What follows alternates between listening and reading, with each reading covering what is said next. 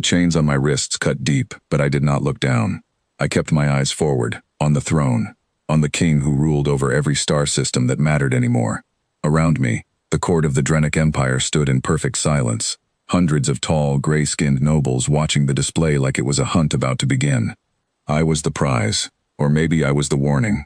I never learned which one they meant me to be. My name is Ethan Marsh. 6 years ago, I was a soldier fighting a war we lost before it even started. Now I was a prisoner, standing in a hall built from black stone and cold light, waiting for judgment I already expected to be cruel. Beside the throne stood the creature every soul in that room feared more than the king himself. They called it the wolf, though it looked nothing like any wolf from Earth. It stood taller than 2 men, its fur the color of ash and starlight, its eyes burning a pale blue that seemed to see through flesh, into whatever was hiding underneath.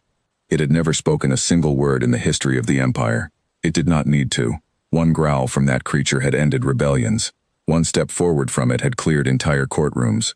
It was bonded to the king by blood and by law, a living weapon that obeyed only royal command. I was told to kneel. I did not kneel. A guard stepped forward to force me down, his hand raised, and that was the moment everything changed. The wolf moved. It did not lunge at the guard. It did not attack me either. It simply walked, slow and deliberate, past the throne, past the stunned nobles, past guards who reached for their weapons out of pure instinct and then froze, because no one in living memory had ever seen the wolf disobey a silent command to stay. It crossed the entire length of that grand hall and stopped directly in front of me. The guard who had raised his hand to strike me lowered it immediately, backing away like the floor itself had turned to fire. The wolf lowered its massive head until its eyes were level with mine. Up close, I could see scars along its jaw, old wounds that had healed strangely, as if from something no ordinary blade could cause. Its breath was warm and smelled faintly of ozone, like the air right before a storm. Then it spoke. Its voice did not come from its mouth. It came from somewhere inside my skull, a deep and steady sound that felt less like hearing and more like remembering something I had never actually heard before. "You still carry the weight," it said. "I know that weight. I have carried it too." The entire hall fell into a silence so complete I could hear my own heartbeat pounding in my ears. Nobles who had been whispering moments before now stood frozen, mouths open, some of them actually stepping back as if the sound itself might spread to them like a sickness. The king rose from his throne so fast his ceremonial robe nearly tangled around his legs. His name was Ashkar-Vel, ruler of 12 conquered worlds, a being who had never once shown surprise in public in all the years the Empire had studied him. But in that moment, his composure cracked completely. His eyes were wide, his hands trembling slightly at his sides. "Impossible," he said, his voice carrying through the hall despite being barely above a whisper. "It has never spoken. Not once. Not in 1,000 years of my family's rule." The wolf did not turn to face him. It kept its eyes locked on mine, as though the king no longer existed in that room. "I do not choose based on blood," it said, the words settling into my mind with a weight I could not shake. "I choose based on what remains after everything else is stripped away. This one has nothing left to lose," and still he stood. I did not understand what it meant, not fully, not yet, but something about those words cracked something open inside me that I had kept locked away for a long time. See, I had not always been a broken man standing in chains.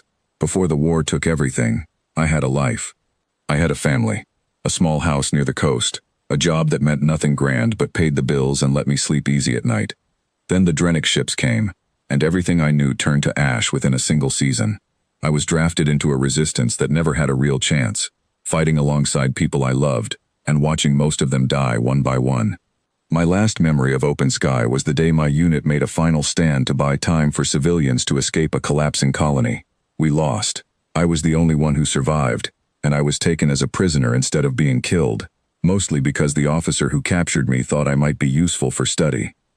I spent years after that being moved from one facility to another, treated like an object, poked and measured and questioned by scientists who wanted to understand what made humans fight so hard even when the outcome was already decided. I never gave them what they wanted. I never broke, not in the way they hoped. I simply endured, day after day, waiting for a moment that never seemed to come, until now. The king recovered his composure, though I could see the effort it took him. He straightened his robe and stepped down from the raised platform where his throne sat, walking closer to us with careful, measured steps. "Wolf," he said, his tone attempting authority, it no longer fully possessed. "Return to your place." The wolf did not move. I felt something shift in the air, a pressure building that had nothing to do with temperature or wind. The nobles around us seemed to sense it too, several of them taking further steps back, creating a wide circle around me, the wolf, and the king. "The bond is not yours to command anymore," the wolf said, and this time its words seemed to reach everyone in the hall, not just my mind. I felt it, King. The moment his will did not break, I felt it across the stars, and I came to find him. Gasps rippled through the crowd. I understood then that whatever bond this creature shared with royalty was not simple obedience. It was something older, something tied to strength of spirit rather than bloodline. And somehow, through everything I had endured, I had earned a piece of that bond without ever knowing it existed. The king's expression shifted from shock to something colder, more calculating. He looked at me now not as a prisoner, but as a problem that needed solving quickly before it grew into something worse. "This human is nothing," he said, addressing the court more than the wolf now. "A soldier from a conquered world. Whatever connection you believe you feel, it is a mistake. Correct it." The wolf turned its head toward him for the first time since it had approached me. The movement alone made several guards flinch. "I do not make mistakes about who deserves to stand beside me," it said. "You built an empire on the backs of those you conquered, and you call their strength weakness because it does not look like your own. I have watched 1,000 years of your kind mistake cruelty for power. This one showed me something different." The hall was so quiet now that I could hear the distant hum of the building's systems, a low mechanical breath beneath the tension pressing down on everyone present. The king's jaw tightened. I could see him running through options in his mind, weighing what it would cost him to simply have me killed on the spot despite what the wolf clearly wanted. But there was fear in his eyes too. Fear of what losing control over the one creature that had kept his enemies in check for generations might mean for his rule. "Explain yourself," he finally said to me, his voice sharp. "What did you do to earn this? What trick did you use?" I looked at him, chains still heavy on my wrists, and for the first time in years I felt something close to steady ground beneath my feet. "I didn't do anything," I said. My voice came out rougher than I expected, unused to speaking in front of so many.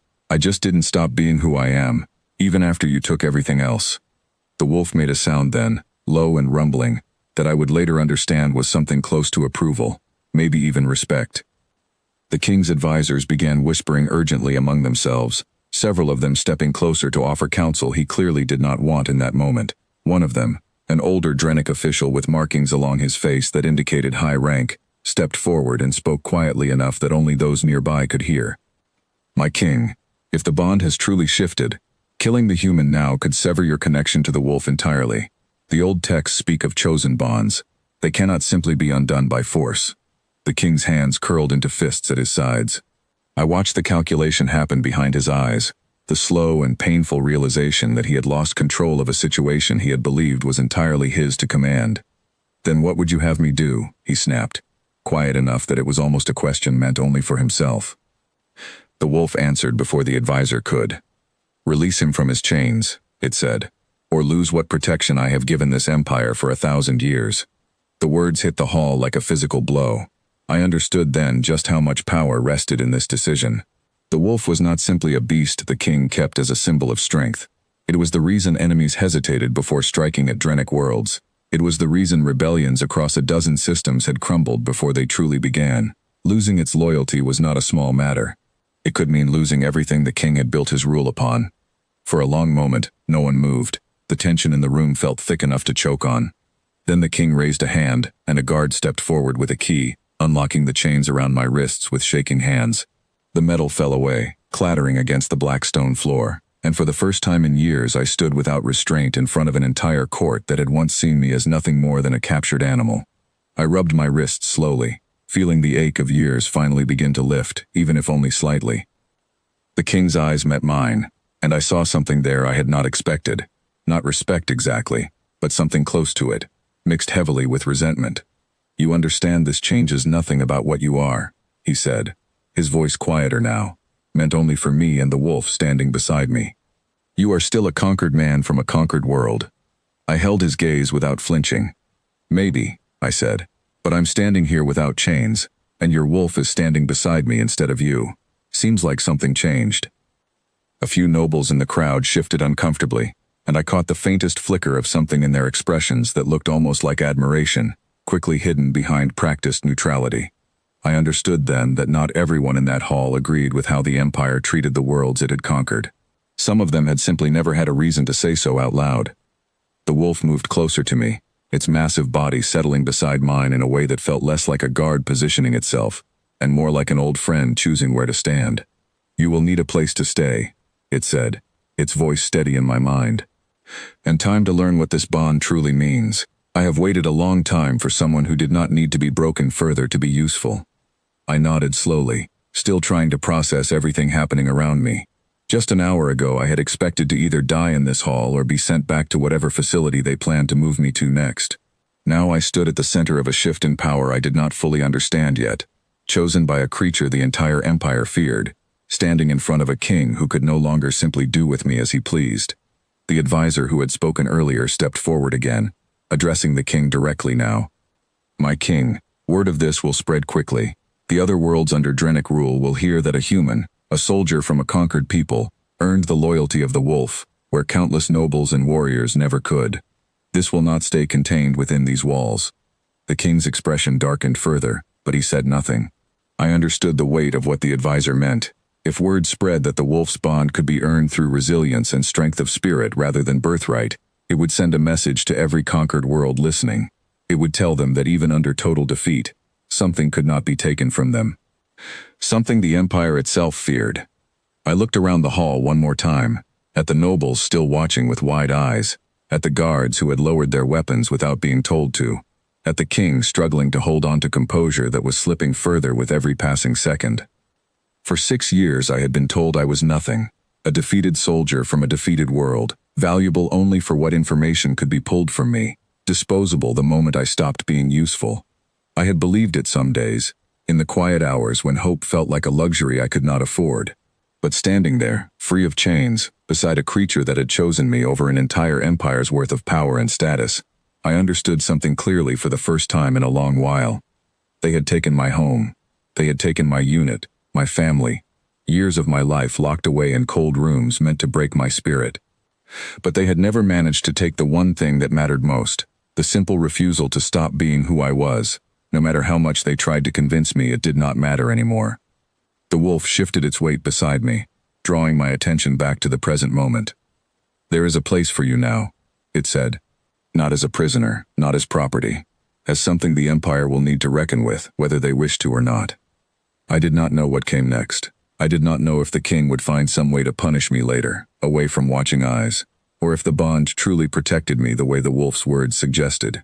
I did not know how the other conquered worlds would react when word of this reached them, whether it would spark hope or simply become another story lost among countless others. But for the first time in years, I felt something I had almost forgotten how to feel. Not victory exactly, not yet, but the beginning of it. The first crack in a wall I had once believed was permanent. The king finally turned away, moving back toward his throne with stiff, controlled steps, clearly unwilling to give the watching court any further reaction to study. His advisors followed quickly, already deep in hushed conversation about what this meant for the stability of his rule. The nobles began to disperse slowly, whispers filling the hall now that the heavy silence had broken, though none of them approached me directly. I imagined it would take time before anyone in that court found the courage to speak with the human the wolf had chosen. I stood there a while longer, simply breathing, feeling the strange mix of exhaustion and something close to hope settling over me. The wolf remained beside me the entire time, patient and steady, as if it understood that some moments needed silence more than words. Eventually it spoke again, softer this time, meant only for me. "You have carried enough alone," it said. "That ends today." I looked at the creature beside me, this being that had somehow seen something in me I had stopped seeing in myself years ago, and for the first time since the war took everything from me, I let myself believe that maybe, just maybe, this was not the end of my story. Maybe it was only the beginning of something the Empire never expected, and never truly prepared for. Outside the hall, beyond the black stone walls and the cold light of a throne room built to remind conquered peoples of their place, an entire galaxy was about to hear a story that would travel faster than any ship the Drenic Empire had ever built. A story about a soldier who lost everything and still refused to kneel. A story about a creature that chose strength of spirit over bloodline and fear. A story that would remind every world still living under Drenic rule that even in the darkest defeat, something inside a person could remain unbroken, waiting quietly for the right moment to matter. I did not know yet what price that story would cost me, or what battles still waited ahead, but standing there, free of chains for the first time in years, with the most feared creature in the entire empire choosing to stand beside me instead of its king, I understood one simple truth that no amount of captivity had managed to erase. They could take almost everything from a person, but they could never take the choice to keep standing, no matter how many times the world tried to force them down. And on that day, in a hall built to remind me of my place, that single choice was enough to shake an entire empire to its core.